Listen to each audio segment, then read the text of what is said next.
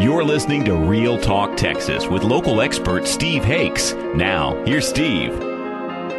Welcome back. Today in the studio, we've got Jeremy Wages of the Rhodes Team, and they're located up in Flower Mound, Texas. Flower Mound, Texas. Where are you at in Flower Mound? At 2499 and 1171. Okay, so if you're in that area, you want to stop by and see him, you can go in and see Jeremy, and he's the key listing agent for the Rhodes Team there.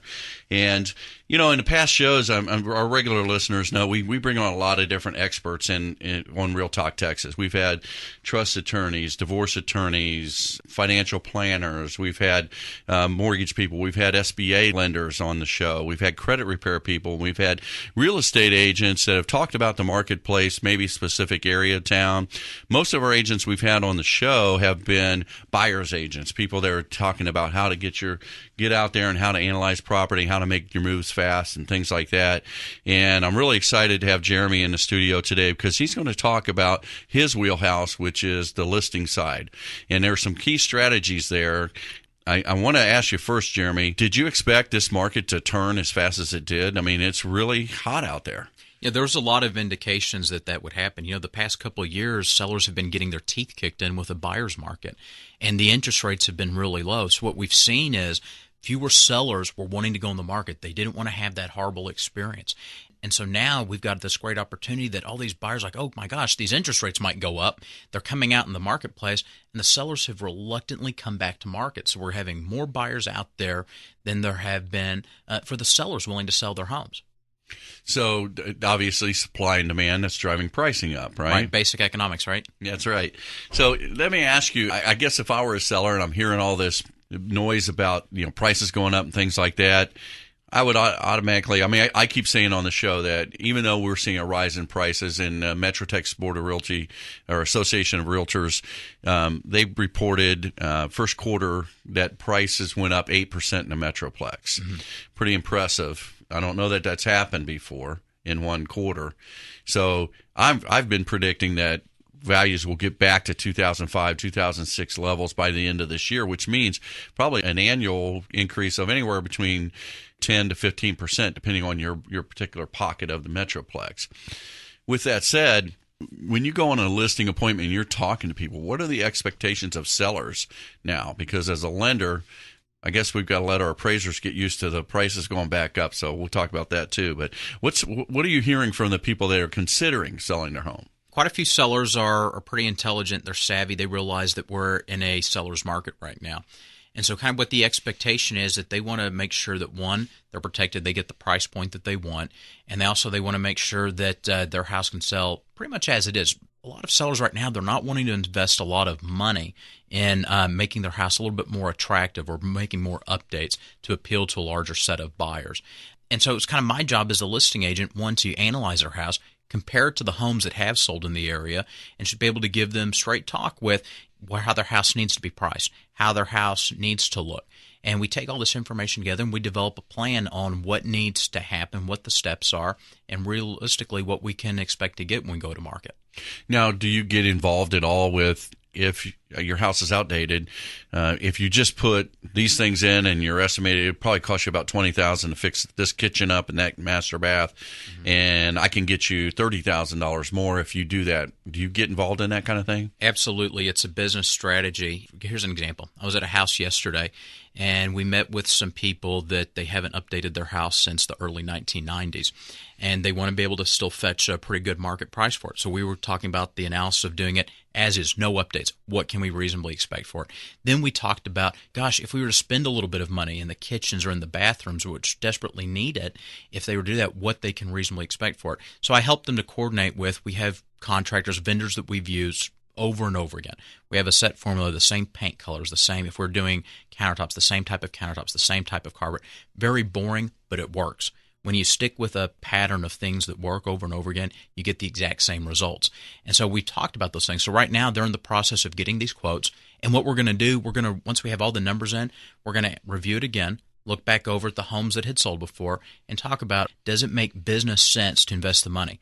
My thing is, Steve, I don't want a seller to invest $100 in their house to do any type of updates if they're only going to get $100 back. That doesn't excite me. I want to know that you're going to actually see a profit, a return on that money, right? If I were thinking about doing that, that's how I would feel as well. I mean, as a seller, I would want to know I'm at least going to get dollar for dollar back minimum, but I would really like to see that I make $1.50 for every dollar that I got back. Absolutely. Put into it, right?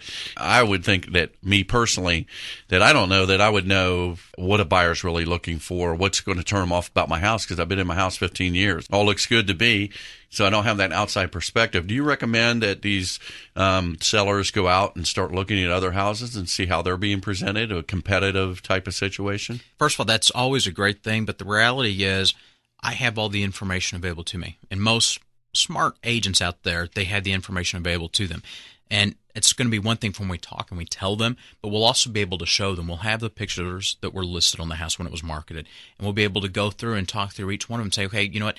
This house had granite countertop, stainless steel appliances, and they were able to get this price. They sold in so many days. We have Formica, white appliances, and some wallpaper on the walls, and other houses that sold like that, they took, even longer to sell, and they got less price per square foot, right? And so this way, it's very factual. It's not just my opinion. It's fact-based, and it's something that they can see, touch, and feel.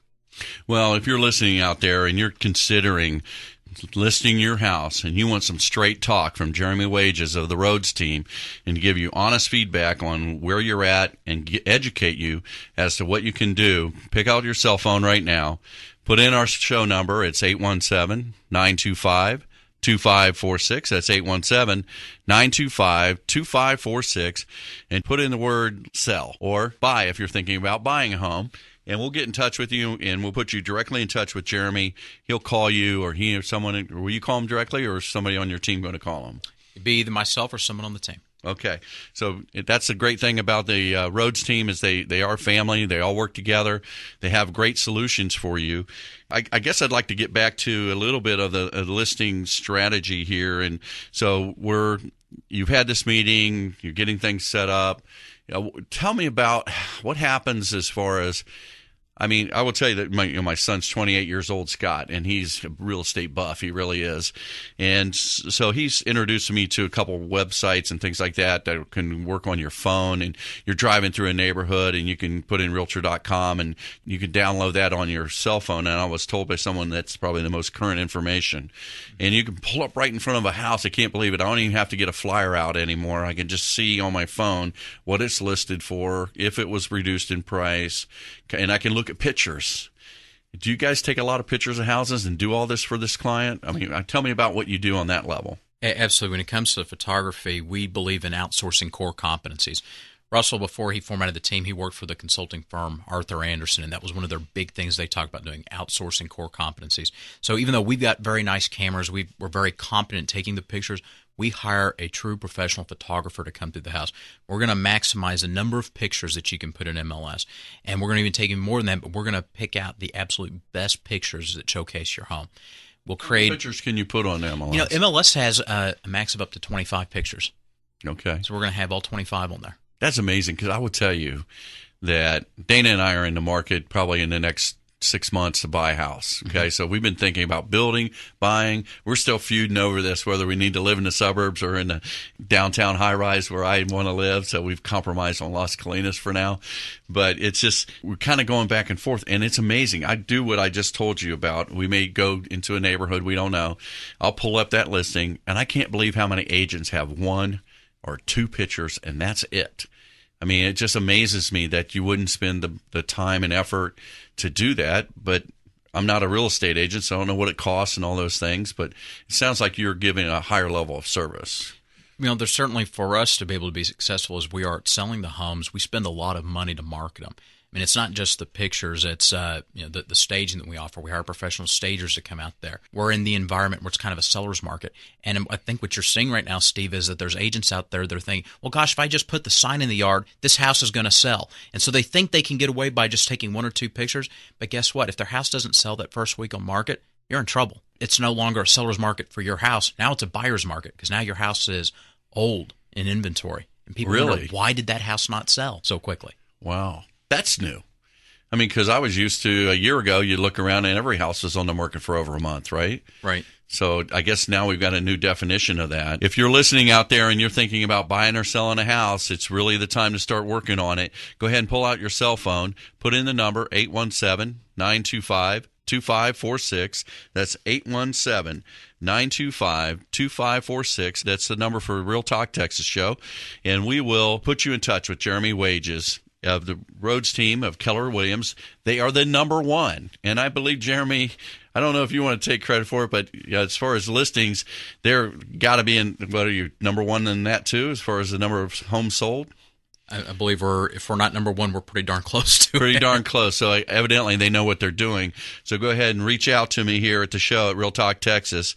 And after the break, we're going to come back, and there's some really, really important things for people to know about their next step after they list the house. And we're going to talk about that on the next break, or next segment. We're going to talk about strategies to make sure you're okay after you sell the house, so you can make the next move and buy your next house, or make that move and transition from one home to another. You're listening to Real Talk Texas. I'm your host, Steve Hakes, here on KLIF News and Information Radio, here every Sunday from noon to 1. I appreciate you listening. We've got a lot more to talk about, so stay tuned.